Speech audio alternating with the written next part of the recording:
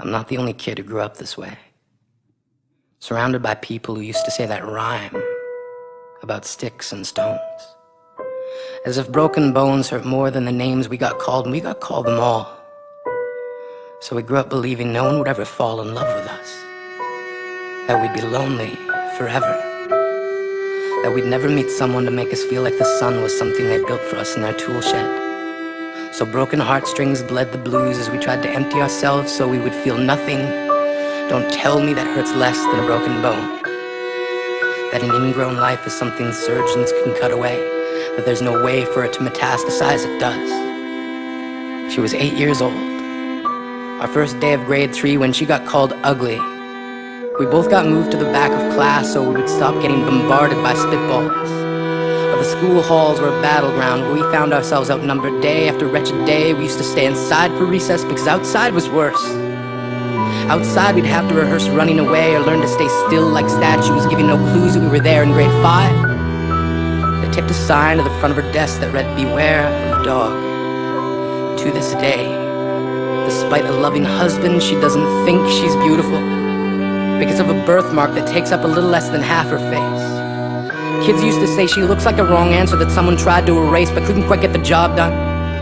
And they'll never understand that she's raising 2 kids whose definition of beauty begins with the word mom. Because they see her heart before they see her skin. Because she's only ever always been amazing. He was a broken branch grafted onto a different family tree.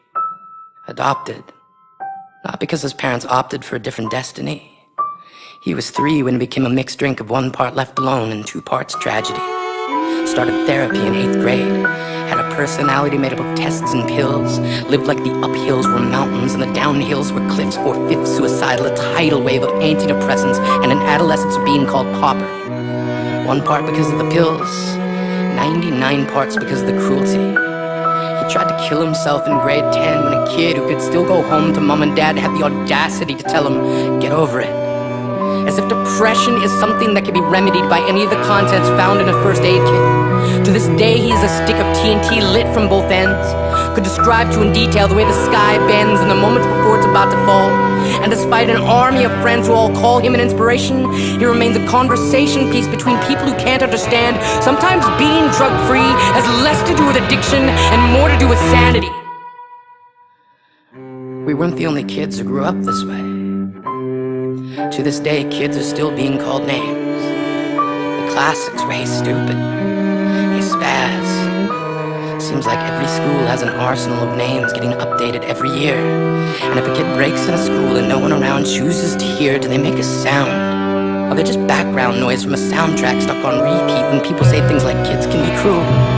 Every school was a big top circus tent, and the pecking order went from acrobats to lion tamers, from clowns to carnies.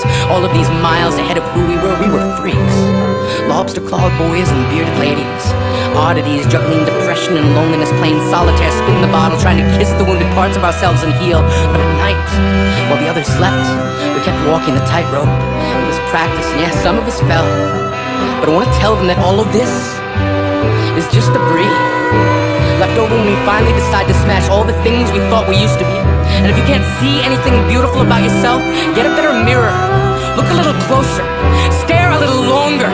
Because there's something inside you that made you keep trying despite everyone who told you to quit. You built a cast around your broken heart and signed it yourself. You signed it. They were wrong. Because maybe you didn't belong to a group or a clique. Maybe they decided to pick you last for basketball or everything. Maybe you used to bring bruises and broken teeth to show and tell but never told. Because how can you hold your ground if everyone around you wants to bury you beneath it? You have to believe that they were wrong. They have to be wrong. Why else would we still be here? We grew up learning to cheer on the underdog because we see ourselves in them. We stem from a root planted in the belief that we are not what we were called. We are not abandoned cars stalled out and sitting empty on some highway.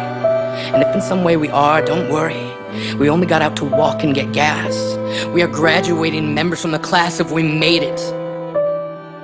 Not the faded echoes of voices crying out names will never hurt me. Of course, they did. But our lives will only ever always continue to be a balancing act that has less to do with pain and more to do with beauty.